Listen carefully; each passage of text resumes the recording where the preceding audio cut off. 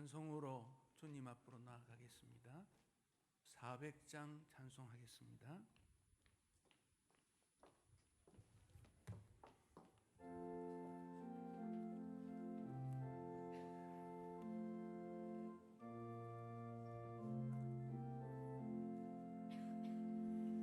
험한 시험물 속에서 나를 건져주시고 노한 풍랑 지나도록 나를 숨겨주소서. 주여 나를 돌보시사 고이 품어주시고 험한 풍파 지나도록 나를 숨겨주소서. 권세 능력 무한하사 모든 시험 이기고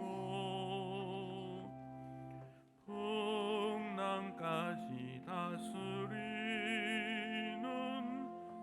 주님 앞에 비오니 주여 나를 돌보시사 고이 품어주시고 험한 풍파 지나도록 나를 숨겨주소서.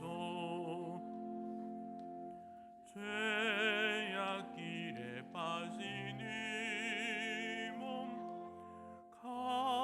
캄캄한데 헤매며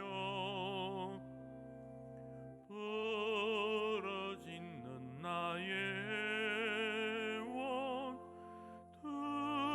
들으소서. 내 주여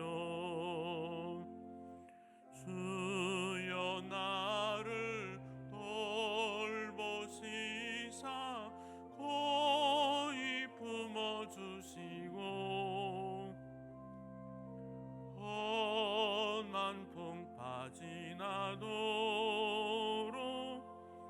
나를 숨겨주소서. 아멘. 우리 예배는 오시는 분부터 앞쪽으로 앉도록 그렇게 하시면 좋겠어요. 둘째, 여기는 앞쪽으로 좀 이렇게 앉아주시면 좋겠습니다. 400장 찬송 가사 생각하시며 다시 찬송하시겠습니다. 400장입니다.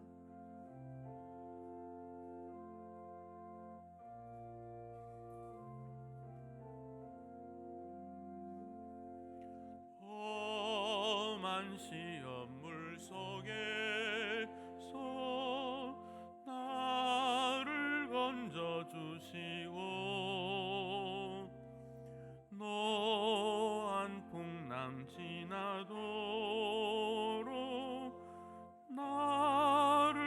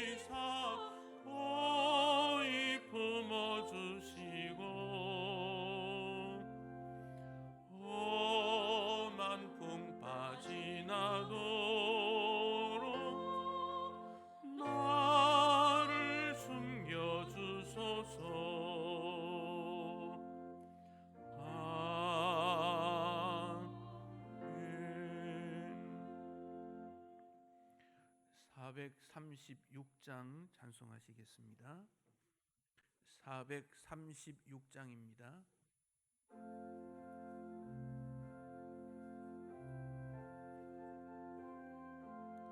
436장입니다.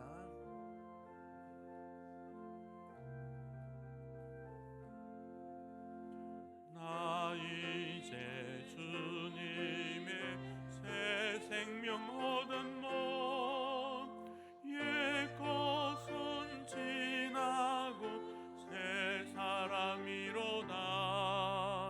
그 생명 내 맘에 강같이 흐르고 그 사랑 내게서 해같이 빛난다. 영생을 누리며 주 안에 살리라.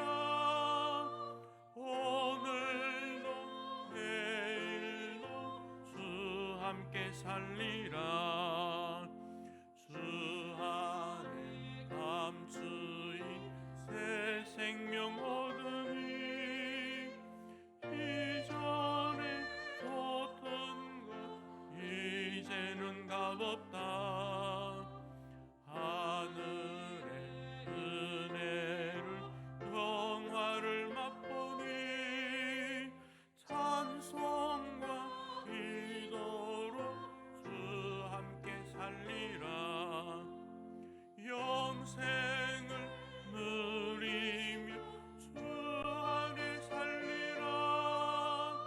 오늘도 내일도 주 함께 살리라. 산천도 서목도 새 것이 되었고 죄인도 원수도 친구로 변한다. 새 생명 얻은 자 영생을 누리니 주님을 모심마 새 하늘이로다. 영생을 누리며 주 안에 살리라. 오늘도 내일도 주 함께 살리라. 주 따라가는 길 험하고 멀어도 찬송을 부르며 뒤따라가리라. 나 주를 모시고 영원히 살리라. 날마다 섬기며 주 함께 살리라.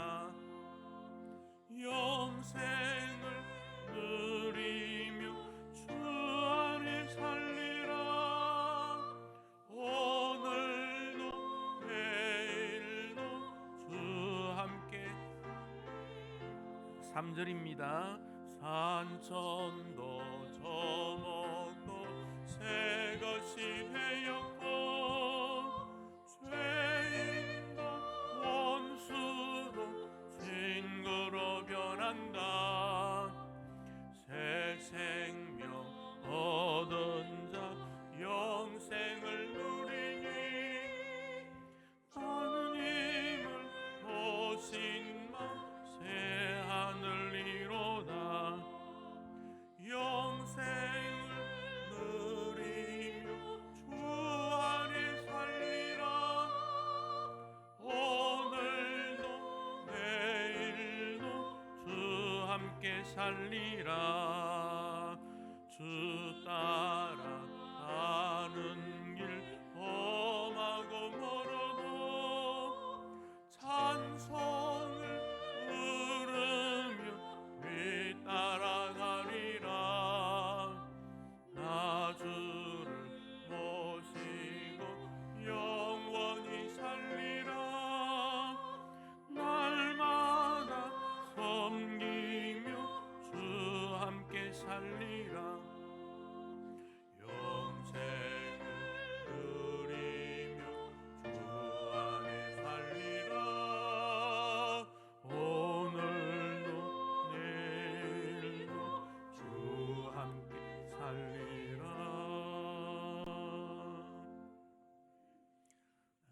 옆에 분들과 예배드리게 돼서 기쁩니다. 인사하십시다. 함께 예배드리게 돼서 기쁩니다. 이제 우리 어제까지의 생활, 조금 전까지의 생각을 다 내려놓으시고 하나님 기뻐하시는 예배를 올리기 원합니다. 조용한 기도로 주님 앞으로 나아가겠습니다.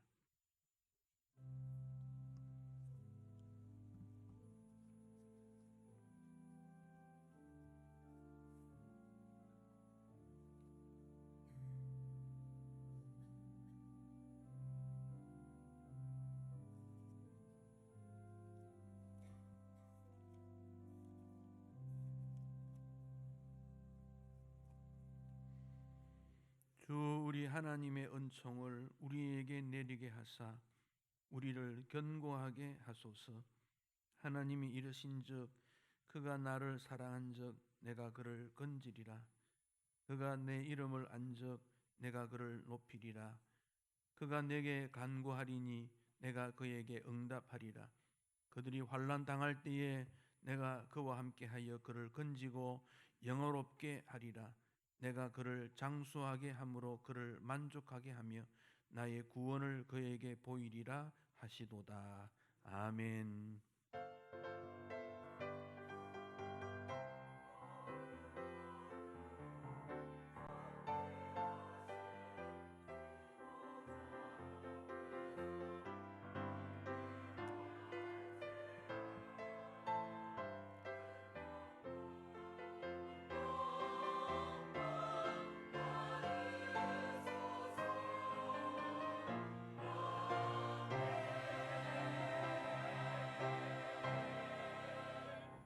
빛 대신 주 하나님,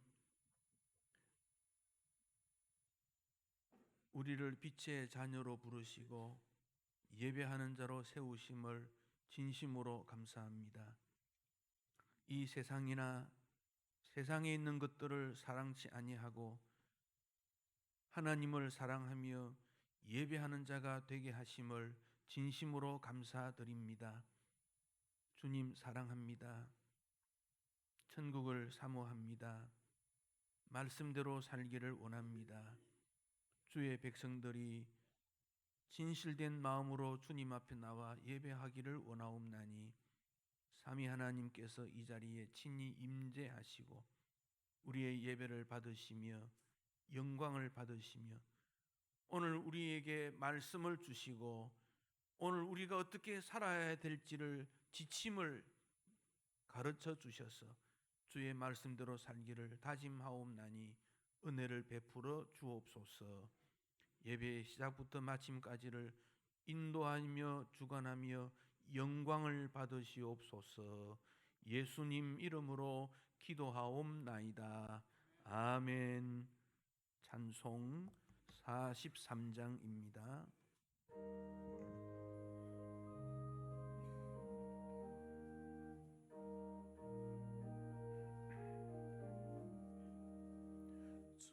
즐겁게 안식할 날 반갑고 좋은 날 내 마음을 편케 하니 즐겁고 기쁜 날 이 날에 천하 만민 다 보좌 앞에서 참되신 삼위일체 다 찬송 부르네.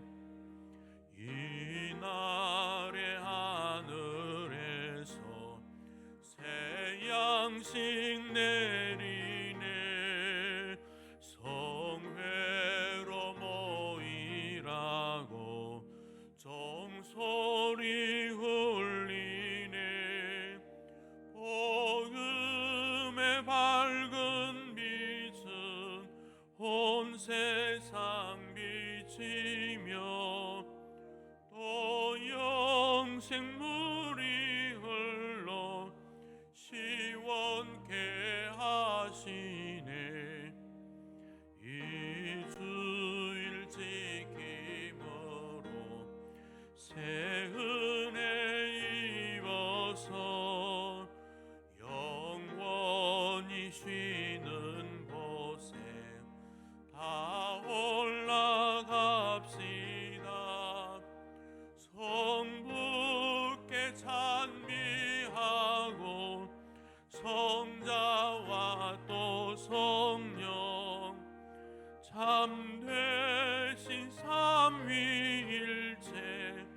다 찬송 부르세. 아멘.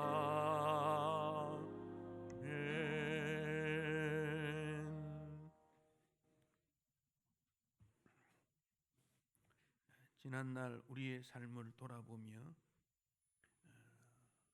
죄와 허물과 잘못된 습관들을 주님 앞에 내려놓고 용서를 구하는 참회의 기도를 올리기 원합니다. 기도하시겠습니다. 자비하신 주님 앞에 부끄러운 모습으로 서 있는 것을 오늘도 고백합니다. 주의 은혜가 우리 가운데 있음을 알면서도 세상살이에 우리 마음에 어두워서 당당하게 살지 못하고 힘없는 용사처럼 천국의 삶을 살지 못하였음을 주님 앞에 고백합니다. 어둡고 음침한 곳에서 죄와 허물 속에서 죄의 오염을 덮여쓰고 방황하며 괴로워하며 힘들었던 우리를 불쌍히 여겨 주시옵소서. 주의 진노로 말미암아 죽을 수밖에 없는 죄인임을 주 앞에 고백하며 주님의 구원의 은혜에 감사하고 감격할 뿐입니다. 주님, 우리의 죄를 동이수에 심은 것 같이 옮겨주시고 세상의 그 어떤 것으로 희게할 수 없는 하늘의 능력으로 우리를 깨끗이 씻어주셔서 우리 주님의 신부로서의 아름다움을 갖출 수 있도록 도와주시옵소서. 함께해 주실 줄 믿습니다. 우리의 부끄러움을 고백합니다. 용서하여 주시옵소서.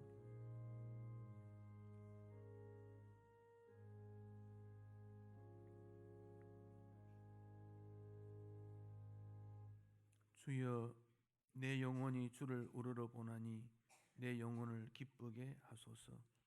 주는 선하사 사죄하기를 즐거워하시며 주께 부르짖는 자에게 인자함이 후하심이니이다. 여호와여, 나의 기도에 귀를 기울이시고 나의 환난 날에 내가 주께 부르짖으리니 주께서 내게 응답하시리이다. 아멘. 사도신경으로 우리의 신앙을 고백하겠습니다. 나는 전능하신 아버지 하나님, 천지의 창조주를 믿습니다. 나는 그의 유일하신 아들 우리 주 예수 그리스도를 믿습니다. 그는 성령으로 잉태되어 동정녀 마리아에게서 나시고 본디오 빌라도에게 고난을 받아 십자가에 못 박혀 죽으시고 장사된 지 사흘 만에 죽은 자 가운데서 다시 살아나셨으며 하늘에 오르시어 전능하신 아버지 하나님 우편에 앉아 계시다가 거기로부터 살아있는 자와 죽은 자를 심판하러 오십니다. 나는 성령을 믿으며 거룩한 공교회와 성도의 교제와 죄를 용서받는 것과 몸의 부활과 영생을 믿습니다. 아멘. 대교리문답 제69문에서 71문 주보 3면에 있습니다.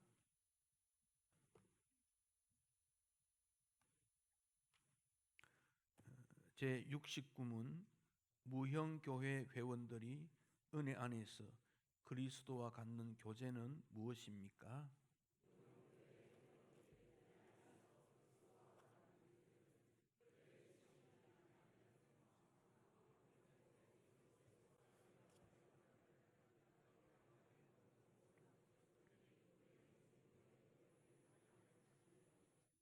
제70문 칭의는 무엇입니까?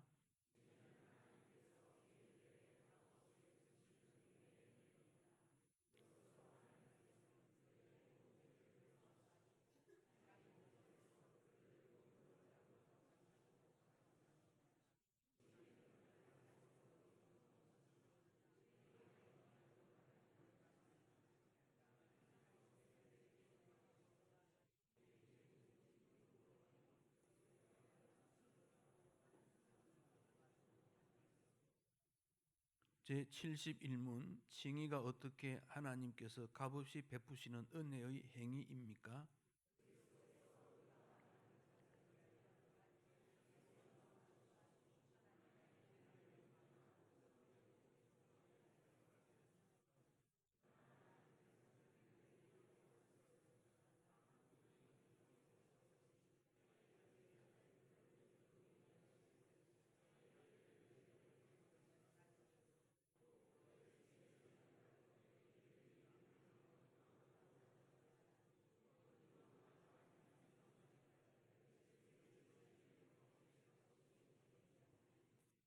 아멘. 찬송 184장 불길 같은 주 성령 찬송하겠습니다.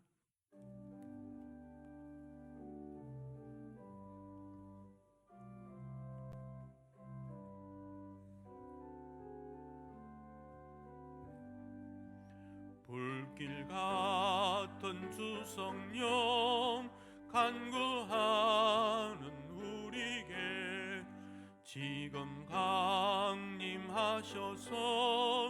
영광 보여주소서. 성령 위여 임하사 우리 영의 소원을 만족하게 하소서. 기다리는 우리에게 불러 충만하게 하소서. 주의 제단불 위에 우리 몸과 영혼과 우리 가진 모든 것 지금 바치옵니다. 성령 위여 임하사 우리 영의 소원을 만족하게 하소서. 기다리는 우리에게 불러 충만하게 하소서. 모든 것 다 바치고 비겁인 내 마음에 성령 충만하도록 주여 채워주소서. 성령 위여 임하사 우리 영의 소원을 만족하게 하소서. 기다리는 우리에게 불러 충만하게 하소서. 구속하신 주께서 약속하신 성령을 믿고 간구하오니 지금 내려주소서. 성령 위여 우리 영의 소원을 만족하게 하소서. 기다리는 우리에게 불러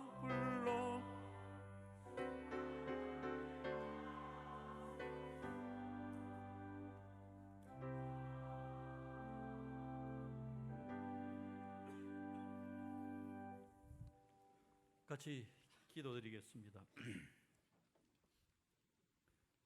축복을 구합니다. 또 한 주간 동안 세상 가운데 저희의 발과 저희의 생각을 지켜주사 주 뜻대로 살게 하시고 이제 주의 날 준비된 신령한 예배로 신촌강서 새 성전에서 함께 예배드림에 감사와 영광을 주님께 올립니다. 그동안 성전 건축으로 우리의 부족한 능력 가운데 하나하나 일이 지축되게 하사 힘든 일들 가운데 결국은 서로의 수고를 알게 하시고 마침내 헌당 예배도 은혜 중에 마치게 하시니 크나큰 감사입니다. 건축의 수많은 일 가운데 온몸이 수고한 종들과 기도와 간구로 함께한 모든 지체들의 정성을 주께서 아시오니 주님이 위로와 평안을 주시고 새 축복의 터전에서 큰 영광을 주님께 올리기 원합니다. 아직도 완전한 중공까지 우리의 할 일들이 많이 남아 있으니 주님이 간섭하사 섬기는 마음으로 구석구석 세세한 곳까지 살펴지기를 기도합니다. 위로를 구합니다. 세상은 지금 울분이 가득 차 있습니다.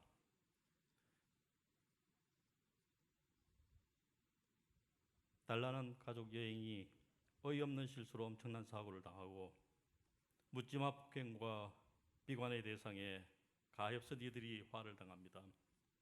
경제는 힘들고 나라는 강대국과 주변국에 끼어 힘을 못하고 세상 뉴스에는 온갖 상스러운 말들로 혼란하며 간교한 제주와 사리사욕에 능한 자들이 들키지만 않으면 되고 나만 잘 살면 된다는 이기주의로 가득한 가운데 이 나라의 젊은이와 선량한 이들은 어디서 어떻게 이 갈등과 울분을 풀어야 할지 모르고 있습니다.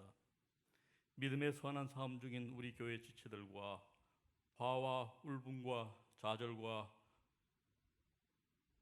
낙담으로 일그러진 모든 이들이 이 교회에서 위로받기를 원합니다. 새로운 전당의 마련이 새 역사와 교회가 할 일에 대한 시작임을 저희가 알게 하시고 주님의 사명과 우리의 비전이 무엇이어야 하는지를 깨닫고 이를 이루어 나가는 일에 지혜와 능력으로 주님께 구하기 원합니다. 영성을 구합니다. 주 예수를 믿어라. 너와 내 집이 구원을 얻으리라. 믿음으로 말미암아 구원에 이르는 지혜를 저희가 알고 믿게 하셨으니 오로지 우리가 연합하여 하나된 선을 이루게 하시고 우리가 사랑 가운데 서로를 위로하며 은혜 가운데 스스로를 돌아보는 귀한 믿음의 사람들로 삼아주시기를 기도합니다. 주의 큰 일을 위하여 신촌 강서교회에 속한 모퉁이 돌부터 모난 돌까지 어떻게 쓰일지는 오직 주께서 아시오니 우리가 그들을 위하여 기도하게 하시고 또한 그들이 우리를 위하여 기도하기를 원합니다. 충성된 주님의 종들을 주께서 축복하시기를 원합니다. 주님께서는 저희를 시험치 않는다 하셨으니 우리의 믿음이 약하여 시험받고 우리가 우리의 교만에 의하여 시험 들 때 먼저 주님 보시기 합당한 믿음의 사람으로 저희를 세우시길 기도합니다. 세상적인 일들과 세상적인 표현에도 장로님들이 먼저 엎드리며 권사님과 집사님들이 머리 숙여 기도하며 함께 참 진리의 의를 구하고 이에 따라 저희가 바로 세워지기를 원합니다. 성령을 구합니다. 오로지 주님의 말씀으로 온 성도들을 위로하고 일깨우며 생명의 말씀으로 우리를 성화하시는 담임 목사님의 말씀에 온전히 저의 귀를 열게 하사 믿음으로 듣게 하시고 이 교회가 성령의 불로 뜨거워지는 귀한 말씀의 시간이 되기를 원합니다. 세우신 황 목사님이 이 말씀을 전하실 때에 울림이 큰 소리가 되게 하시고 주님께서 목사님을 붙들어 주사 영과 육이 이 일을 감당하기에 피곤치 않게 하시기를 기도합니다. 은혜를 구합니다. 떨리는 마음과 진정으로 마련된 예배 중에 주님의 말씀과 감사의 찬송과 믿음의 기도를 통하여 우리가 은혜 받고 변화되기를 원합니다. 속사람의 변화로 놀라운 능력의 일들이 이 교회의 지체와 조직들에 역사하사 믿음과 전도의 초석이 되는 일들이 이루어질 것을 저희가 믿습니다. 교회를 위하여 봉사하고 준비하고 계획하는 모든 자들이 오로지 주님의 영광을 앙망하기를 기도합니다. 함께 예배드리고 이 교회에 속한 모든 형제들이 주의 일과 세상 일에서 주님 보시기에 아름다우며 강구한 축복과 위로와 영성과 성령과 은혜와 감사가 살아있는 신촌 강서교회가 이 모든 일에 능력 있는 공동체가 되기를 진심으로 바라오며 이 모든 말씀 우리를 구원하신 주 예수 이름으로 간절히 기도합니다.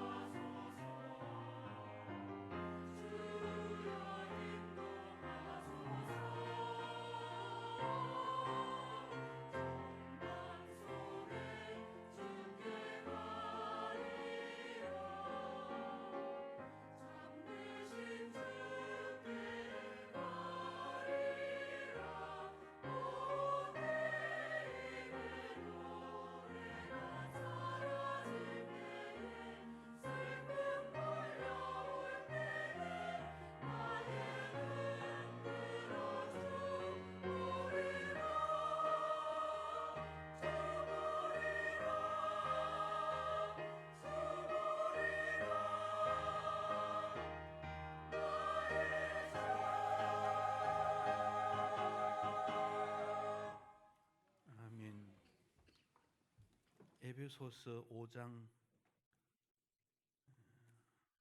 8절에서 14절에 있는 말씀입니다.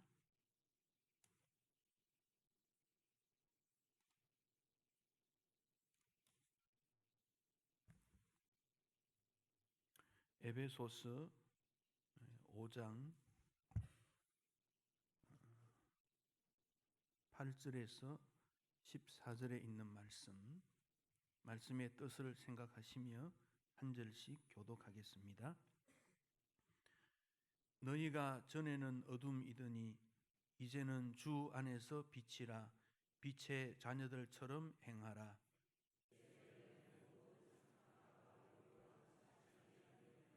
주를 기쁘시게 할 것이 무엇인가 시험하여 보라.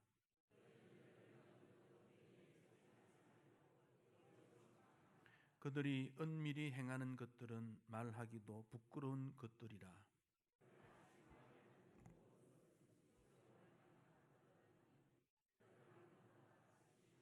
그러므로 이르시기를, 함께 읽습니다. 그러므로 이르시기를, 잠자는 자여 깨어서 죽은 자들 가운데서 일어나라. 그리스도께서 너에게 비추이시리라 하시니라. 아멘. 우리는 오늘도 일상적인 삶을 살고 있습니다. 아침부터 저녁까지 특별한 색다른 그런 삶은 아닙니다.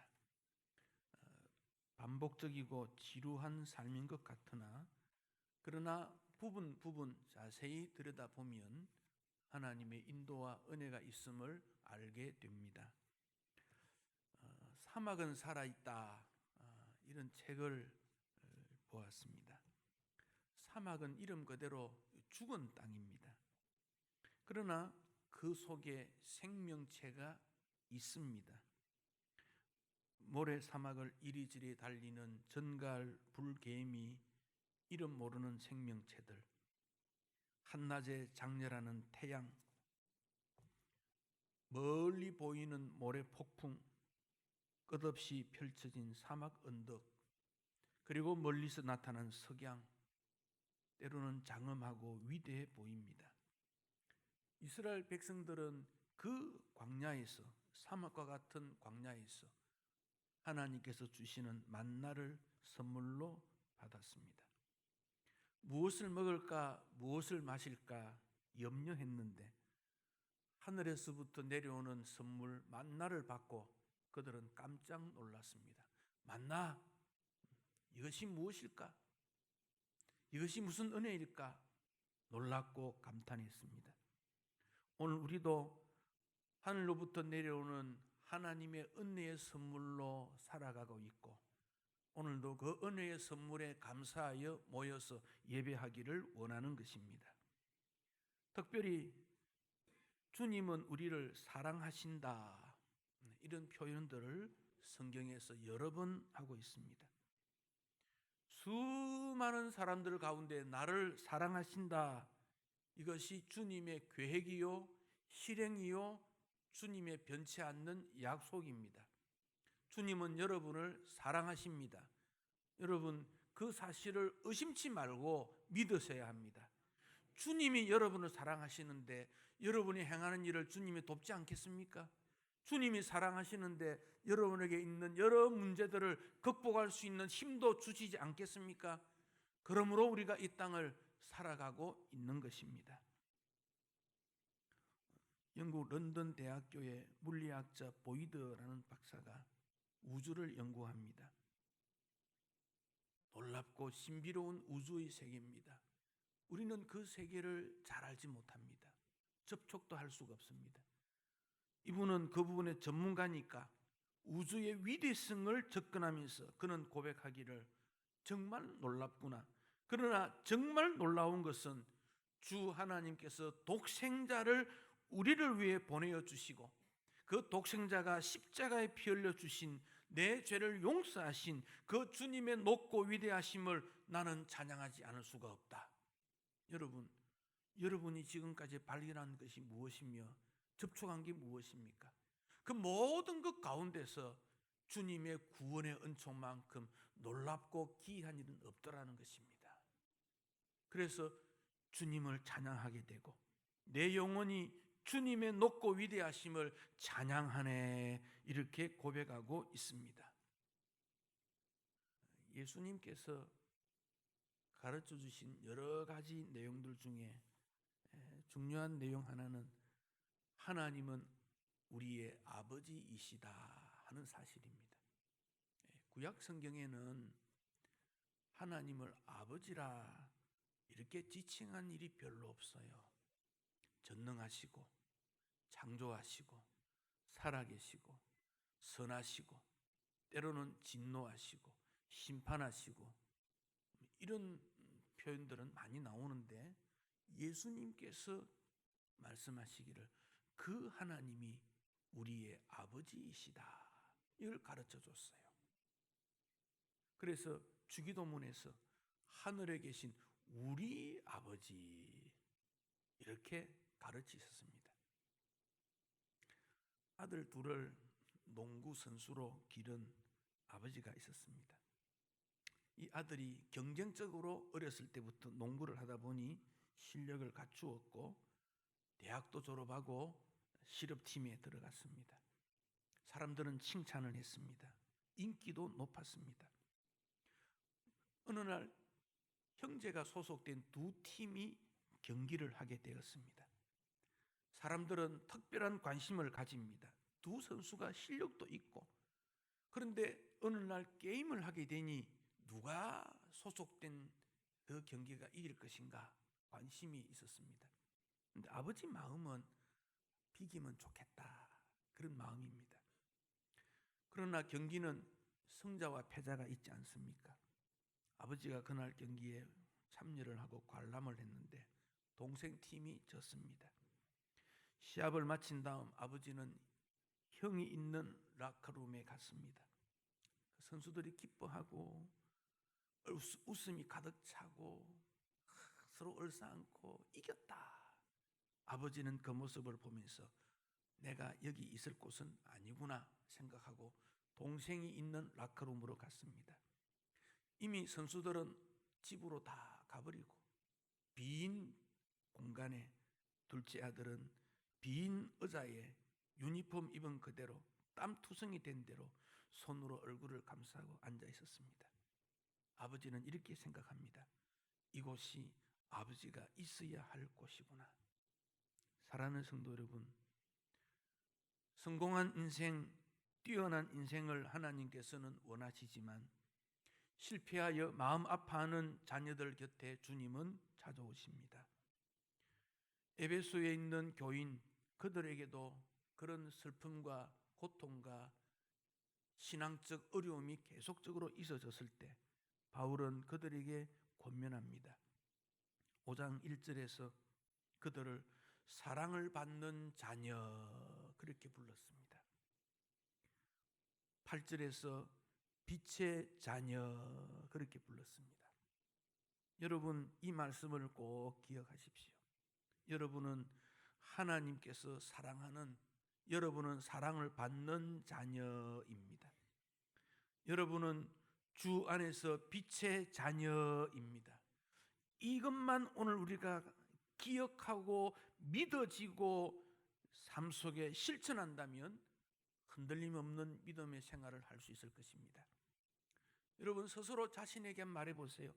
나는 사랑받는 자녀야. 한번 말해보세요. 나는 사랑받는 자녀야. 나는 빛의 자녀야. 스스로에게 말씀해보세요. 나는 빛의 자녀야. 자신감이 없습니까? 자신감이 없습니까? 다시 한번 나는 하나님의 사랑받는 자녀야. 나는 빛의 자녀야. 이 고백이라는 것은 우리에게 확신을 줍니다. 그래서 중요한 어떤 내용들은 반복해서 말하기도 하고 글로 써보기도 하고 여러분 꼭 기억하세요. 나는 사랑받는 하나님의 자녀고 빛의 자녀다. 우리가 연약할 때 사랑받는 자녀를 지켜주시고 강한 팔로 모으고 지켜주신다 그러지 않습니까? 그게 사랑받는 자녀지요. 본문 2절에 보면 그 자녀는 하나님을 본받을 뿐 아니라 사랑 가운데 행해야 된다. 사랑 가운데. 왜 그렇습니까? 우리 예수님께서 자신을 십자가에서 희생 제물이 되심으로 우리를 하나님의 사랑받는 자녀, 빛의 자녀로 소속을 바꾸고 변경시켜 주었기 때문에 그렇습니다. 예수님의 십자가 구원을 믿는다면 나는 하나님의 사랑받는 자녀요, 나는 하나님의 빛의 자녀라는 것을 확신하게 되지 않겠습니까? 이거 놓치면 안 돼요. 이거 놓치면 안 돼요. 세상이 어떻게 변화도, 내 삶이 어떻게 될지라도 나는 하나님의 사랑받는 자녀요, 빛의 자녀다. 이 점을 꼭 기억하셔야 됩니다. 그래서 8절 말씀에 보면 전에는 이라는 말과 이제는 이라는 말이 나옵니다. 자, 전에는 어땠습니까? 어둠이었다. 이제는 어떻습니까? 빛이다. 전에는 예수 믿기 이전에는 하나님의 진노의 대상이었습니다. 이방인이었습니다. 소망이 없었습니다. 옛 사람이었습니다. 그러나 이제는 빛의 자녀입니다. 하나님의 축복의 자녀입니다. 약속의 자녀입니다. 천국을 소망하게 됩니다. 새 사람이 되었습니다. 우리의 신분이 완전히 바뀐 것이지요. 얼마나 놀라운 일인지 모릅니다. 그 빛의 자녀는 어두운 세상을 환하게 밝히는 역할을 하게 됩니다. 옛부터 사람들이 생각할 때 참 이 세상을 좀 떠나고 싶다. 세상의 모든 삶이 수고고 아프고 고달프다. 그 생각이 늘 있어요. 어린이들의 동화, 이야기 그 속에도 보면 그런 내용들이 암암리에 쫙 깔려 있어요. 선녀와 나무꾼이라는 얘기 있지요. 이 이야기가 동양에도 있고 서양에도 있고 우리나라에도 있어요. 공통적이에요. 어떤 내용입니까? 어느 날 선녀가 이 땅에 내려왔어요. 연못을 보고 모욕을 했습니다. 하늘에 연못이 없는지 모르겠어요. 어쨌든 이 땅의 연못에서 모욕을 하는데 나무꾼이 그걸 보게 됩니다. 나무꾼은 힘든 일을 하는 사람 아닙니까? 그런데 그게 선녀라는 것을 알게 되고는 선녀의 옷을 감추게 됩니다. 그리고는 선녀를 만나서 결혼을 하게 되지요. 좋은 행복한 가정을 꾸미는데 서양에서는 이렇게 이루어집니다. 자녀를 낳고 잘 사는데 어느 날 선녀꾼이 말합니다. 이 정도 살았으니 옷을 줘도 되지 않겠니? 옷 좀 줘. 나무꾼이 옷을 줍니다. 선녀는 옷을 입고 하늘 가버렸습니다. 빠이빠이. 하늘과 땅은 같이 있을 수 없다. 이 땅에 있을 수 없다. 가버렸습니다. 동양에는 그 뒤에 연장이 됩니다. 그냥 가려고 하니까 자식이 마음에 걸려서 아이를 데리고 올라갔다. 글이 나옵니다. 우리나라에는 하나 더 붙습니다. 아이를 데리고 하늘나라 갔는데 남편이 불쌍해서 두레박을 내려줍니다. 그리고 하늘에서 만납니다. 이상가족 상봉이 이때부터 나왔다고 합니다. 그런데 이 나무꾼이 하늘에 좋은 삶을 살다 보니까 나이 드신 어머니가 마음에 걸립니다. 그래서 사정합니다. 내가 이 땅에 가서 어머니 좀 모시고 섬기고 오면 어떻겠니? 그랬더니 용을 타고 내려왔습니다. 어머니가 너무 기뻐서 팥죽을 끓여 주었는데 팥죽 뜨거운 게 뚝 떨어져 갖고만 용에게 떨어지니까 용이 놀라서 올라가 버립니다. 그래서 나무꾼이 어머니 모시고 잘 살았다. 그렇습니다. 여러분, 하늘과 땅이 만날 수 있느냐? 세상 이야기는 하늘과 땅이 만날 수가 없다 그 말입니다. 그런 노력과 수고와 방법이 있다 할지라도 그렇게 안 된다 그렇습니다. 그게 세상입니다. 어떻게 이 땅이 하늘의 것을 받아들이고 하늘의 놀라운 축복을 받고 하나님께 영광이 되고 이런 일 세상에 어디서 만날 수 있습니까? 그런데 성경은 말씀하십니다. 타락한 인생이 빛 대신 하나님을 만남으로 그의 삶이 변화된다. 그리고 그 하나님이 누구냐? 빛이었다. 빛을 창조하셨고 그분은 빛이다 말씀하고 있습니다.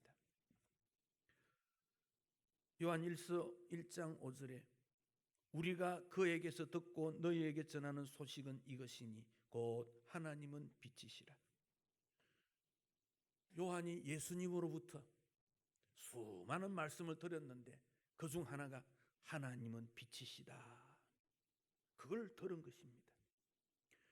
바울이 에베소 교회에 편지를 보내면서 너희가 전에는 어둠이었는데 이제는 주 안에서 빛이다.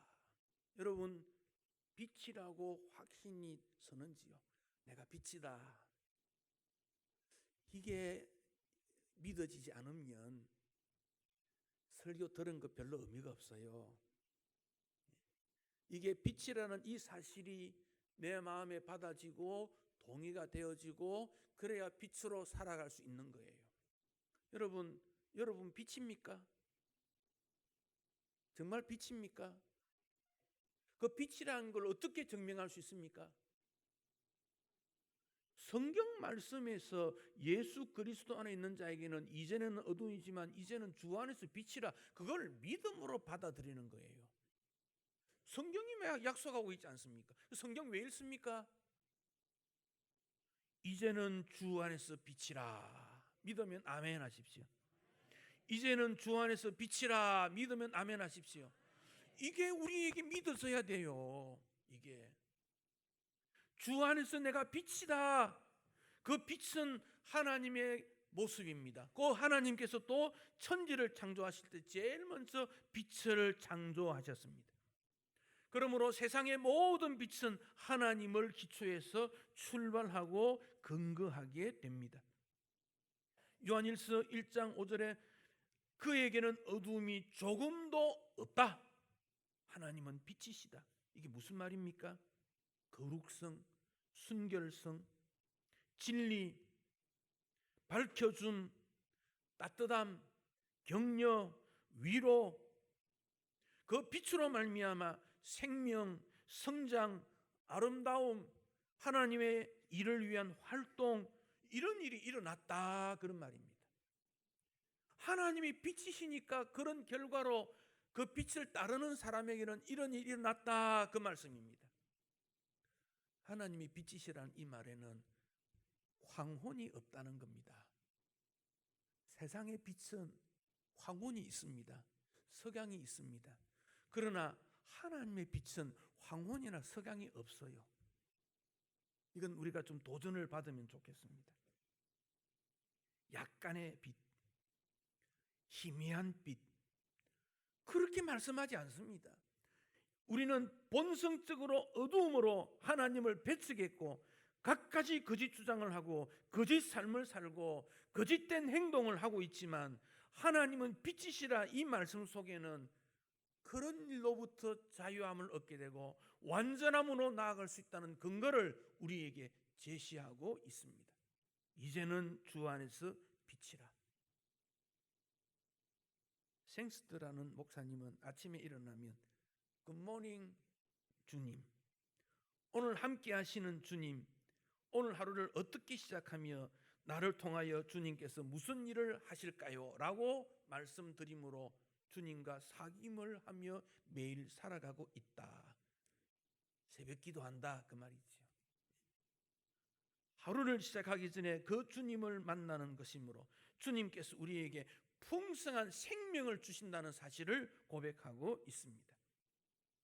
그 빛의 자녀가 어떤 삶의 모습인가? 9절을 보시겠습니다. 9절 같이 읽습니다. 빛의 열매는 모든 착함과 어려움과 진실함에 있느니라. 자, 여러분, 열매라는 것은 그 나무가 어떤 나무인지를 알려주는 것이 열매입니다. 빛의 나무라면 빛의 열매를 맺지 않겠습니까? 빛된 주님 앞에 속해 있는 그는 착함, 어려움, 진실함을 맺게 된다. 여러분이 알지 못하는 사이에 이런 일들이 일어나고 있습니다. 그러니까 하나님께서 창조하신 이후에 좋다 그래야지 않습니까? 아름답다, 귀하다 그렇게 말씀하신 이유는 빛으로 창조하신 그 하나님 앞에 일어나는 일들 때문에 주님이 그렇게 말씀하고 있습니다. 그 빛의 신 주님 앞에 붙어 있는 그에게는 의로움이라는 것이 열매를 맺게 됩니다. 하나님은 의로우신 하나님이시지요. 의로우신 하나님으로부터 하나님의 통치가 일어나고 그 결과로 의로움, 공의, 정의, 의로움이 나타나게 되는 것이지요. 구약 성경의 수많은 선지자들이 하나님을 의롭다고 말씀하고 있습니다. 선지자들이 을을 심어 평화를 거두라고 말씀하고 있습니다. 오늘 세상에 칼을 만듭니다. 무기를 만듭니다. 전쟁 준비를 하고 있습니다. 그런데 하나님께서는 이 칼을 부수어서 낫을 만들고 보습을 만들고 생명의 역사가 일어나고 있다. 이것이 하나님 통치에 나타나는 의로움입니다. 그래서 우리는 하나님의 다스림을 원한다. 주님 다스려 주십시오라고 기도하고 주님이 나를 다스리고 주님이 내 가정을 다스리고 주님이 우리 교회를 다스리고 주님이 우리 사회를 다스려 주기를 기도하는 이유가 여기에 있습니다. 인생에 일어나는 모든 어려움, 슬픔들을 겪어나고 이길 수 있는 방법은 빛 대신 주님을 통해서 우리는 의로움의 열매를 맺기 때문에 그렇습니다. 11절에 보면 에베소 교회에 대해서 이렇게 말씀하십니다. 11절 너희가 누굽니까? 너희는 에베소 교인이고 너희는 이 말은 이 말씀을 읽는 우리지요. 너희는 열매 없는 어두움의 일에 참여하지 말라. 에베소 교인들이 신앙생활 한다고 하면서도 어두움 일에 참여를 했다 그 말입니다. 책망하라. 12절 그들이 은밀히 행하는 것들은 부끄러운 것이다. 이게 어두움의 일입니다. 그것을 하면 안 된다 그 말입니다. 안 된다. 이것은 다 드러나게 되는데 주님 앞에 섰을 때 주님으로부터 평가받고 심판받고 다 드러나게 될 것인데 어두움의 일을 하면 안 된다. 뭘 하라는 겁니까? 빛으로 살아라. 어두움의 일에 참여하지 말라. 어두움은 빛을 차단시킵니다. 하나님 영광을 가리우는 어두움의 일에서 벗어나야 합니다. 우리에게 있는 미움이나 원망이나 갈등이나 이런 모든 일은 어두움의 일들입니다. 이 일로부터 벗어나야 한다 말씀하고 있습니다. 우리 모두가 예수 믿는다고 고백하고 세례를 받았습니다. 세례는 물을 뿌린다 그런 뜻이지요. 그러나 침례라는 말은 물에 잠근다 그런 뜻이에요.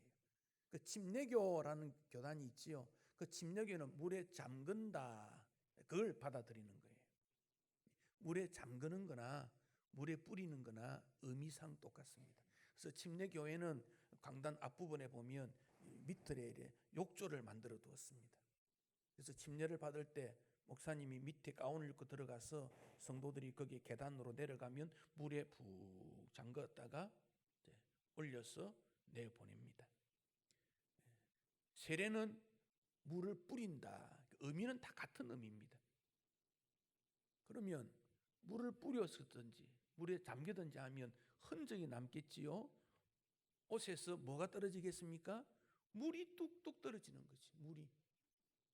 우리의 죄가 내 모로에서부터 예수 그리스도로 떨어져 나가는 것이죠. 물이 뚝뚝. 그러니까 성도는 항상 이 젖은 옷을 입어야 돼.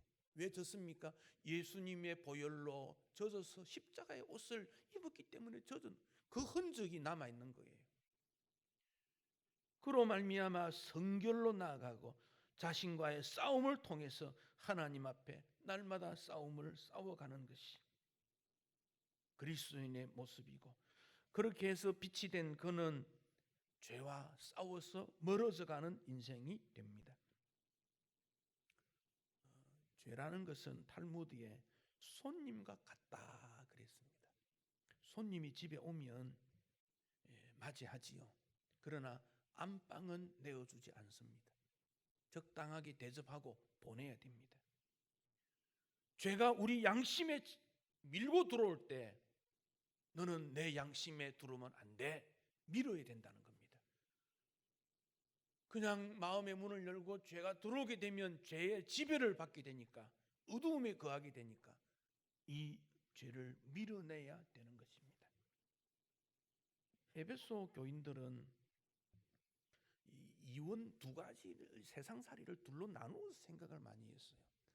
지성인, 부자, 힘 있는 사람, 강한 사람, 이들은 구원받고, 약하고 가난하고 힘없는 사람은 구원받지 못하는 것이 아닌가, 이런 생각도 했어요.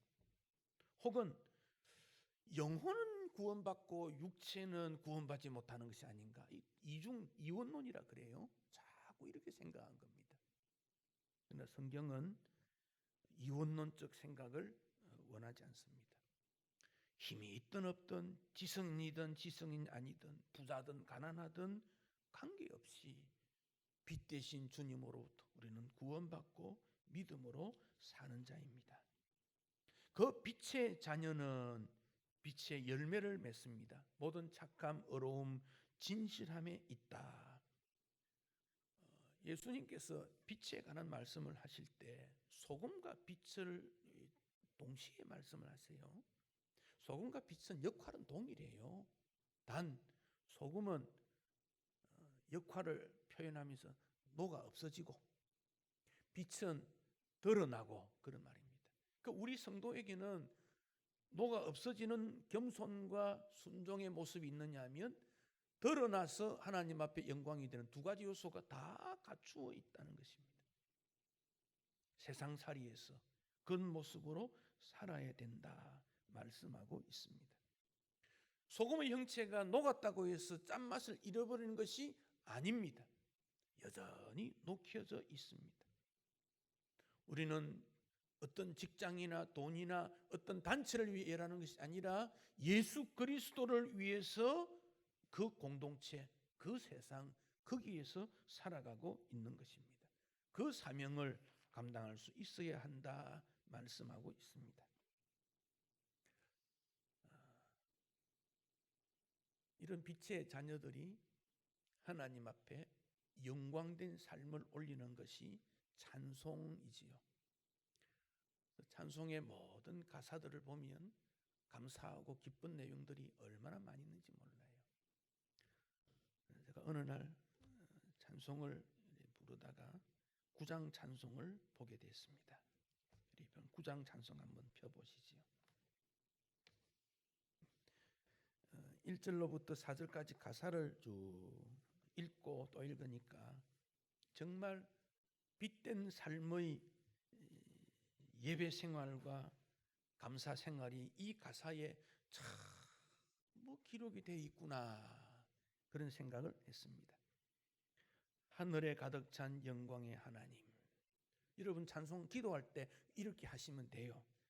온 땅에 충만한 존귀하신 하나님, 이렇게 부르시면 돼요. 생명과 빛으로 지혜와 권능으로 언제나 우리를 지키시는 하나님, 이렇게 기도하시면 돼요. 기도가 잘 안 되면 이 가사 하나하나를 끄집어내어서 이 가사대로 기도해 보세요. 진실로 믿음의 마음으로 기도하시면 돼요. 4절에 보니까 주 앞에 나올 때 마음이 기쁘다, 그렇습니까? 예. 주의 말씀이 힘이 되어 희망이 솟습니까? 그렇습니다. 그 다음 4절 둘째 줄 가사에 보니까 고난도 슬픔도 이기게 하시고, 여러분 인생에게는 고난도 슬픔도 있어요. 고난 없는 사람, 슬픔 없는 사람 없어요. 다 있어요. 고난도 슬픔도 이기게 하신다. 그런데 이 가사를 제가 다르게 한번 읽어보았습니다. 고난도 슬픔, 이해가 됩니까? 고난도 슬픔. 여러분, 작은 고난이나 작은 슬픔은 주님의 능력, 은혜 아니라도 이길 수 있을 것 같아요. 인생 경험이 있으니까. 그런 작은 일들의 충돌을 통해서 작은 고난, 작은 슬픔을 이길 수 있을 것 같아요. 어떻게 생각하십니까? 동의가 되십니까? 되면 끄떡끄떡 한번 해보세요. 예. 여러분, 작은 슬픔, 작은 고난은 이길 수 있어요. 그러나 고난도 슬픔, 정말 어려운 슬픔이 있어요. 이게 인생에게 안 오면 좋은데 한두 번 꼭 옵니다. 이게 꼭 옵니다. 내 인생에게 없으면 좋겠다. 이건 바람인데 안 오는 사람이 없어요. 다 옵니다. 고난도 슬픔은 이 슬픔을 어떻게 감당할 수 있는 방법이 없는 거예요. 나에게도 일어나는 문제일 수도 있고 부모로부터, 자녀로부터, 친구로부터 다 오는 거예요. 직장을 잃은 것은 또 구하면 돼요. 조금 건강이 잃은 것은 또 보강해서 살아가는데 문제가 없어요. 그러나 고난도 슬픔은 정말 감당하기 어렵습니다. 그런데 이 가사를 보면요, 고난도 슬픔도 이기게 하시옵고, 그 다음에 영원에 잇대어 살아가게. 고난도 슬픔은 어떻게 이기느냐? 영원을 바라봐야 된다. 영원한 것을 보면 고난도 슬픔을 이길 수 있다, 그 말씀입니다. 이것은 경험해 본 분만이 알 수 있는 신앙의 간증이요 삶의 모습이라고 여겨집니다. 고난도 슬픔의 사람은 빛의 자녀, 빛의 열매, 이런 내용들이 귀에 들어오지를 않습니다. 그렇지만은 고난도 슬픔 가운데서도 하나님의 영원한 나라를 바라볼 때 우리는 이 일을 이길 수 있고, 영원의 소망을 두고 하나님 나라를 바라보는 그 놀라운 은총이 우리에게 주어져 있다. 여러분에게 일어나는 작은 문제뿐만 아니라 감당할 수 없는 고난도 슬픔, 고난도 고통, 고난도 아픔도 빛의 자녀로서 착함과 어려움과 진실함을 통해서 주님 앞에 서면 죽은 자들 가운데서 부활하신 예수 그리스도께서 우리에게 빛을 비추어 주셔서 견디게 하시고 이기게 하시고 승리케 하실 줄 믿습니다. 빛의 자녀로 승리하시기를 축복합니다. 봉헌하겠습니다.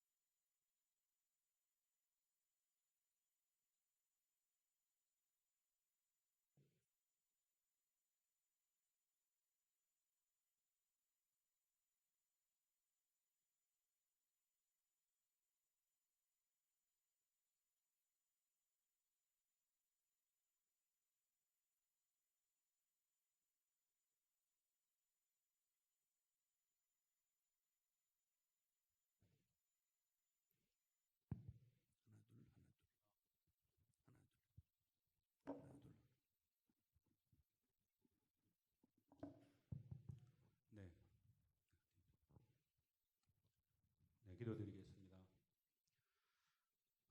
이제는 주 안에서 빛이라. 사랑이 많으시고 은혜가 풍성하신 하나님, 오늘 예배를 통해 말씀의 은혜를 주심을 감사드립니다. 우리 모두가 하나님의 사랑받는 자녀로서 주님께 더욱 충성할 수 있도록 하여 주시고, 저마다 받은 주님의 은사를 교회에서나 사회에서나 각자의 직분을 잘 감당하는 데 사용하게 하여 주시옵소서. 이 시간 주님 앞에 귀한 예물을 드립니다. 이 자리에 있는 저희 모두에게 마음의 감동을 주시고 심령을 복되게 하여 주셔서 진실된 신앙의 고백이 묻어나는 예물이 되게 하여 주시옵소서. 이 예물이 주님의 이름으로 사용되어질 때 그 자리에 많은 열매가 있게 하심을 원합니다. 삶이 고달픈 사람을 헤아릴 수 있는 예물이 되게 하시고 복음이 전파되고 영혼을 구원하는 일에 사용되어질 수 있는 주님의 향기가 나는 예물이 되게 하여 주시옵소서. 주님 앞에 정성껏 드리는 손길과 심령 위에 다함이 없는 주님의 은혜를 부어주시어 이 땅에서의 삶이 복되게 하여 주시옵소서. 감사드리오며 우리 주 예수님 이름으로 기도드리옵나이다. 아멘. 491장 저 높은 곳을 향하여 찬송하시겠습니다.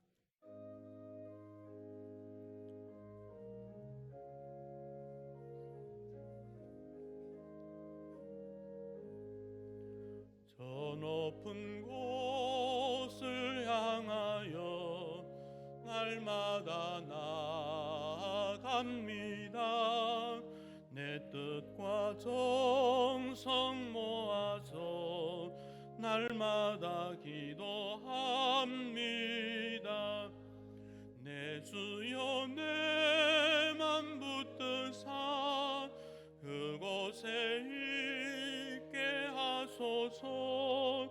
그곳은 빛과 사랑이 언제나 넘치옵니다.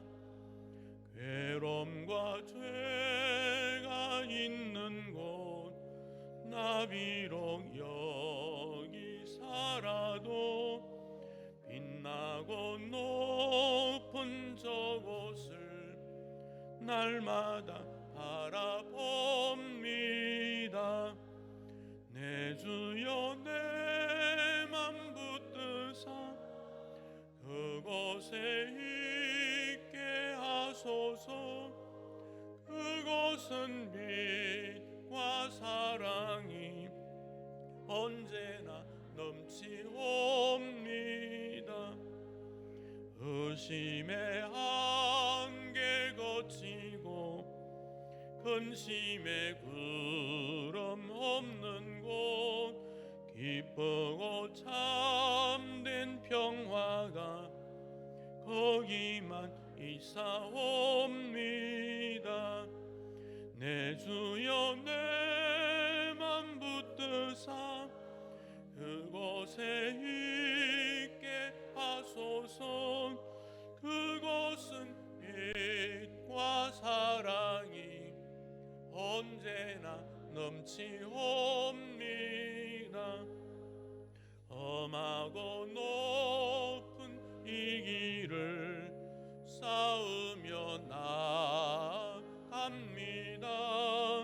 다시금 기도하오니 내 주여 인도하소서.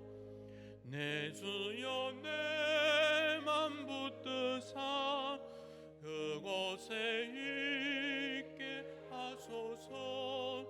그곳은 빛과 사랑이 언제나 넘치옵니다. 내 주를 따라 올라가 저 높은 곳에 우뚝 서 영원한 복락 누리며 즐거운 노래 부르리. 내 주여 내 맘 붙드사 그곳에 있게 하소서. 그곳은 빛과 사랑이 언제나 넘치옵니다.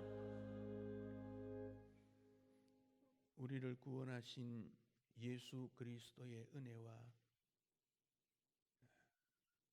크고 변함없으신 하나님의 사랑과 성령님의 교통, 충만, 인도하심이 주 안에서 비침을 고백하며 빛된 삶으로 하나님께 영광 올리기 원하는 모든 주의 백성들과 그 후손 가족들에게 영원히 함께 있을지어다. 아멘.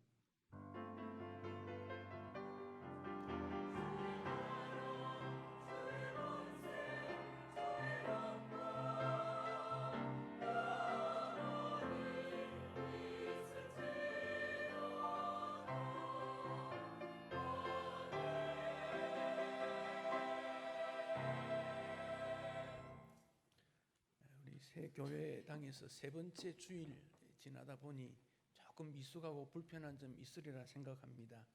조금 인내하시고 시간을 조금만 더 주면 다 극복할 수 있는 거니까 그렇게 해주시면 좋겠고, 우리 여전도에는 이 장소에서, 남전도에는 찬양대 연습실에서 원래의 모임을 하게 됩니다. 식당에 식사하실 때 엘리베이터 입구와 계단 입구가 함께 모여서 조금 복잡하니까 조금만 천천히 올라가시면 좋겠어요. 조금만 천천히 해주시고, 찬양대 식사 시간을 먼저 하든지 뒤 하든지 결정하셔서 우선적으로 할 수 있도록 연습할 수 있는 기회를 먼저 드리실 수 있도록 해주시기 부탁을 드립니다. 각 교실에 주일학교나 조직이 다 돼 있는데 거기에 그 책임자를 좀 정해 주셔서 알려주시면 그 교실에 대해서 사용할 때 그분을 통해서 또 관리 책임도 할 수 있도록 그렇게 해주시면 좋겠습니다. 이제 원래에 참여하시고, 또 우리가 예배를 마친 다음에는 하나님 앞에 개인적으로 기도하는 시간을 조금씩 가질 수 있도록, 여러 곳에 흩어져 할 수 있으니까 느낀 은혜를 하나님 앞에 기도로 또 다짐하는 시간을 좀 가지시면 좋겠습니다. 예배 마쳤습니다. 옆 사람과 조금 인사 나누시지요. 축복도 하시고 격려도 하십시오.